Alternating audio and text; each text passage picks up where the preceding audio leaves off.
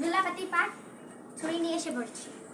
তো এখন আমরা আজকে বানাবো রুটি আর তরকারি। তো এই যে আটা আর এই যে উপকরণ আরও আছে, এখন আনতে যাব। তাই এখন আমি এগুলোকে ঢেকে মেখে রেখে দেবো, সুন্দর করে রাখবো। ধুয়ে নিতে হবে তো এগুলো, হ্যাঁ, কাটতে হবে। এখন আমরা আনবো মশলাপাতি। স্টার্ট। তো এখন আমরা মরিচ বাটি নিয়ে এসেছি। তো আমরা বাটি এখন আনতে চাইনি, কারণ আমরা কাগজ এটা ধরিয়ে ফেলবো, কারণ আমাদের কাগজ লাগবে। তাই আমরা ফাঁকি দিয়ে কাগজের মধ্যে এগুলো নিয়ে এসেছি। চলো এখন আমি অল্প কটা এখানে নুন দিয়ে নেব।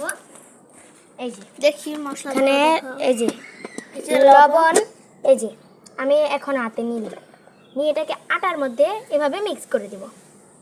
জি, আটার মধ্যে মিক্স করার পরে এখন হলুদ ফাঁকি মরিচ ফাঁকিগুলো এইভাবে রেখে দেব। তো এখন একটাই টান, শুধু আমাদের লাগবে ওয়াটার আর ম্যাশ, আর কিচ্ছু লাগবে না। চলো ওয়াটার, ম্যাশ আর একটা ছাঁকনি নিয়ে এসে, চলো চাকু আর চাকু। চলো তাই আমরা সবকিছু নিয়ে এসে দেখা করছি আবার ভিডিওতে। হ্যাঁ, স্টার্ট। শুনো, আমরা এখন এই যে এইগুলো নিয়ে আসলাম। এখন এটার মধ্যে আমি রাখবো রুটি, কাটবো আর জ্বালাবো। চলো, তো এখনই আমি পুরো লুকটাকে তোমাদের সাথে শেয়ার করতে। আমি হরান হয়ে গেছি, বারবার নিচে যেতেছি।